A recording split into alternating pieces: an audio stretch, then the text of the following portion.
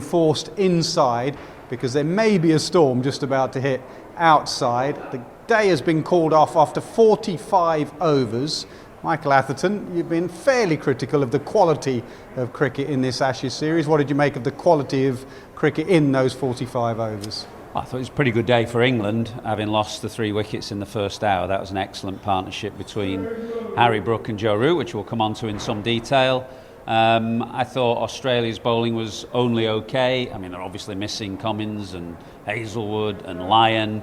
Starc's done incredibly well to get through 5 tests, but you feel he must be feeling the pinch a little bit. And then an all-seam attack, so no spinner to go to, which is not quite unheard of in Sydney, but I don't think it's happened here since the late 19th century for Australia. 1888, have I got that right? Yeah. I mean, it's incredible. We spoke yesterday about the pitches we played on here, and you think of Shane Warne and Stuart McGill and Nathan Lyon, and go all the way back to Richie Benaud and the spinners this country's produced, and the spin on this ground, not to have one, is quite incredible for Australia. Yeah, I mean, obviously the conditions have changed. You know, it used to be a slow, low turner. I was listening to Steve Smith talk in his press conference, and he was saying that right at the start of his career, there were those kind of pitches, and it'd be a very different type of cricket.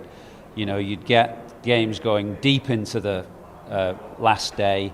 You'd have a lot of reverse swing, you'd have catches in front of the wicket, and you'd have a lot of spin.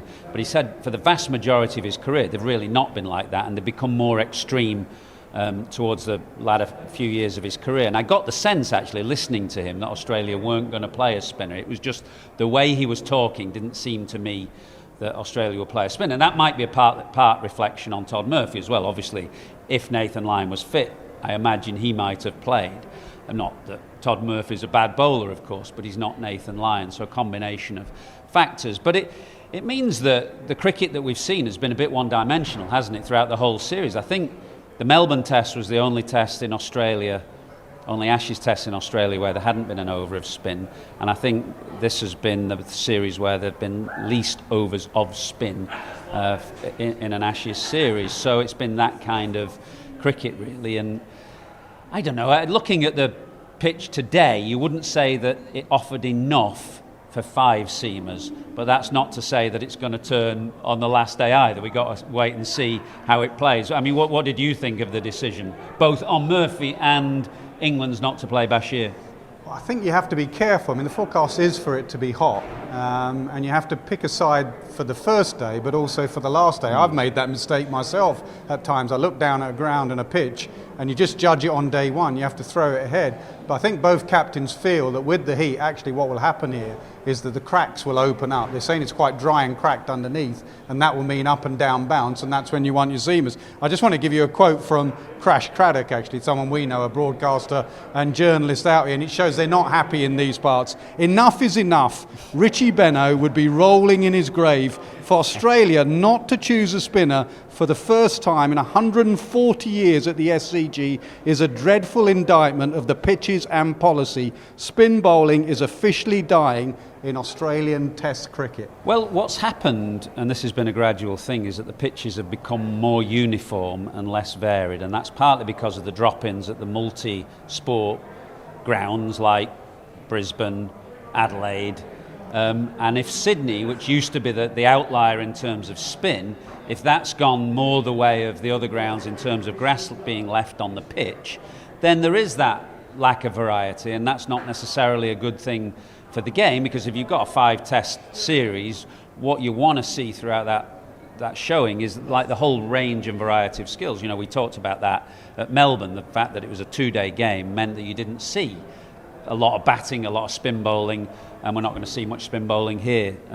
But you know, that's the decision they've made, and you know, it just looked a slightly one-dimensional attack, didn't it? Once you got over the threat of Mitchell Starc, we bowled those 2 spells, one in the morning with a new ball, one after lunch. You just felt then it's a diet of right arm, kind of medium pace or medium fast pace, and just not that much variety. Having said all of that, you'd say just judging today, it was probably a normal Test match pitch and conditions where it does something for an hour and then it flattens out. Not something that we have seen throughout this series. Well, I was just going to say that, you know, one of Ben Stokes' bugbears about commentary and punditry is he thinks we always judge backwards and in hindsight. And of course it could have been very different today. Both Root and Brook could have got out for none. Root had a big whoosh at his first ball, which he could have nicked to the keeper. Brook's second ball was an inside edge that just went past leg stump. They both played brilliantly after that, or beautifully after that, apart from when Australia went to the short pitch ploy against Harry Brook, where he lost the plot a bit, and he was so lucky, really. I think it was the 31st over, so we're about 7 overs after lunch, about 40 minutes after lunch, when Smith said to Starc, right, we're going to go short at Brook. And at that point, it's a bit like that dismissal of Harry Brooks at the Gabba. The match situation then calls for just a bit of nous. Starc had bowled 4. He's got maximum 2 overs left. He's put everybody out on the fence on the leg side. I think at that point you can just say to yourself, let him blow himself out for 2 overs, and the main threat's gone, and we can tuck into the rest. But he went for a big whoosh that went over, nearly to fly slip. He then top-edged one that fell unbelievably luckily between 3 fielders, and of course he could have been out any stage in that over. So that is one bit of Harry Brook. Yeah.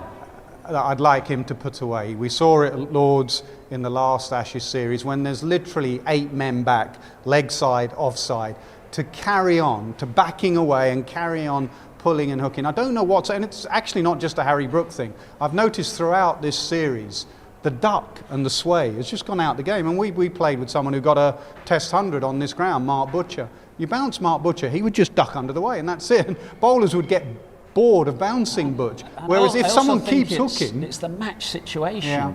You know, Starc was nearly done. They're in control of the game. They've put on 100 at this point, and the rest of the attack doesn't look that threatening, and the pitch is obviously good. And until, at this point, the weather overhead conditions are still good. Everything is in your favour. Why then give a sniff of an opportunity? So that was the...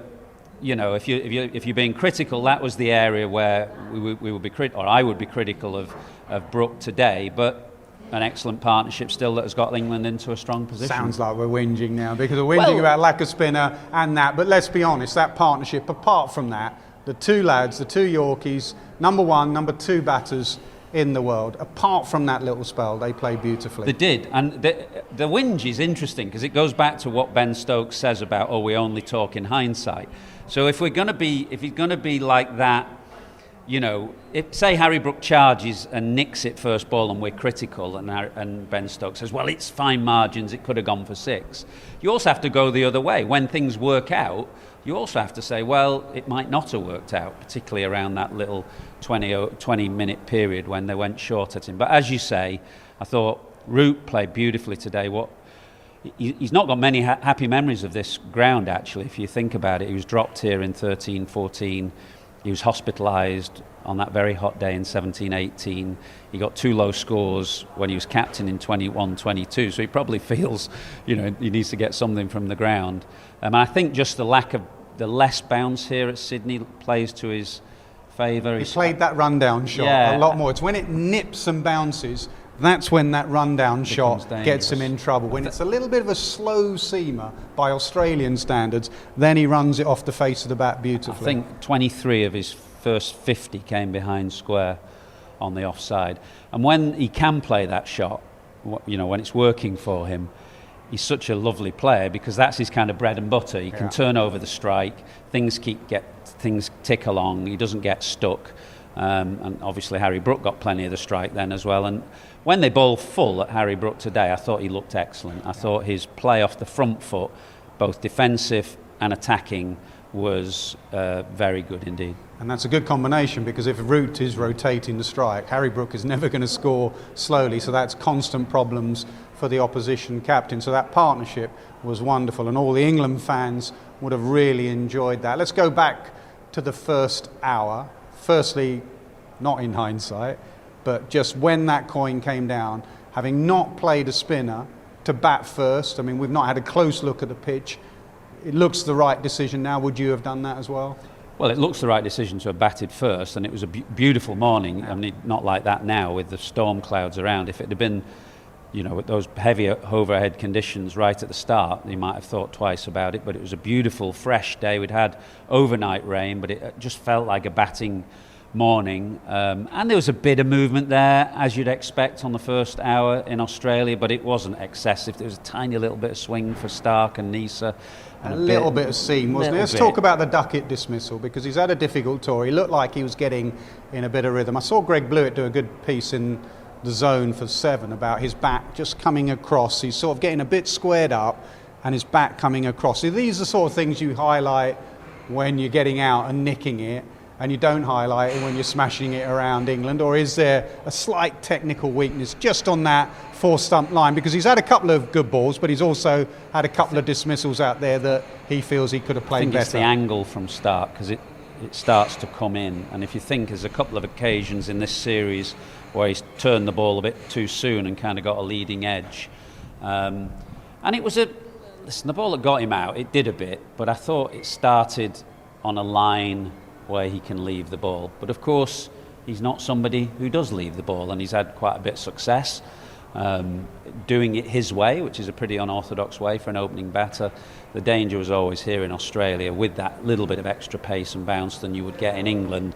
That inability or lack of desire to leave the ball was always going to find him out, and it has found him out in this series. He's had an interesting series against Starc. I think he scored it quicker than a run of ball against him, but he's got out 5 times to him as well. And Crawley, again, a start, looked good, one that just nipped back, very similar to his second innings dismissal in Melbourne. Yeah, I thought he was looking pretty good, actually. Yeah, he looked pretty calm, he didn't look frenetic, he was leaving the ball on length quite well, playing the line, and then he got one. He was quite a long way across his stumps, wasn't he? As though he was determined to kind of play for his off stump, but then Nisa ran one back and got him LBW. But, you know, I thought he looked pretty good until he got out. Bethell took quite some time to get off the mark, and Boland just worked him over with round the wicket, over the wicket, just mixed it up just for him, as a left-hander would know, just to find out where your off stump was. Is that something he could have left on length, or do you think that was just too good a ball to leave? It was a pretty good ball. I mean, you know, I suppose to most dismissals you can always say I could have done something. There are very few balls that you think, well, that's absolutely unplayable. But I think equally on the other side of it, I'd say it's a pretty tight line. It was certainly a tighter line than Duckett's, and it nipped and bounced, and he played the line and feathered it. You know, it's a kind of delivery that you can get at the top of the order in Australia. I wouldn't be overly critical of that. And again, he looked small, absolutely small sample size, a short innings, but he looked pretty composed. He got a cracking bouncer from Mitchell Starc, actually. We were all ducking in the press box. No, he played it really well. I think he does like to have a go. I think 1 or 2 teams and 1 or 2 people who've watched him have said he's a bit compulsive, so he'll fit in well in this England side then. I wasn't surprised to see Starc, but it was a cracking bouncer, and in the end he played it pretty well. And Australia, I know we've said it's a one-dimensional attack. What did you make of them, their body language, how they kept going today? Well, I've never played against an Australian team that is not keen to win. I know Andrew McDonald made those comments before the game about it being, you know, just another Test match, World Championship points at stake. I was chuckling about that because I got here very early today. I thought it's going to be chaos outside. So I was here at about 8 o'clock, 2.5 hours before play, and I've never seen crowds like it. Even at Lord's, you know, when they snake around down the Wellington Road, I think there was more people here today. Thousands of people. So this notion that it's just another test is nonsense. This is an Ashes Test match, England against Australia, and everybody had come in to watch it. And Australia, I thought they were okay. I didn't think they were exceptional, not particularly bad, bit one-dimensional, but okay. I wouldn't say more than that. On that note of the crowds, and I've seen a couple of tweets that have been made, and just try and explain that last bit there, because from where I was sitting, the rain wasn't falling. It was, you could see the sunshine coming over. It looked like they should be starting and playing, and then all of a sudden it was announced that's it for the day, it's called off. I can't explain it. I think there was, from what I understand, a lightning threat, and my experience here in Australia is that they use their radars far more than we do in England. The ground staff take far more note of the radars and what's coming than perhaps we do in England, where we basically look up, if it ain't raining, we'll get the covers off, whatever. And I heard that there was a lightning threat, but I agree with you. It looked for the last 45 minutes as if we should have been playing, really. And then it got too late to get the ground ready for the starting time. But hugely disappointing for the crowd that only 45 overs were bowled. But it looks like we're going to get, throwing it forward, it looks like we're going to get more of a kind of proper cricket match, if you want to use that term, than we had in Melbourne.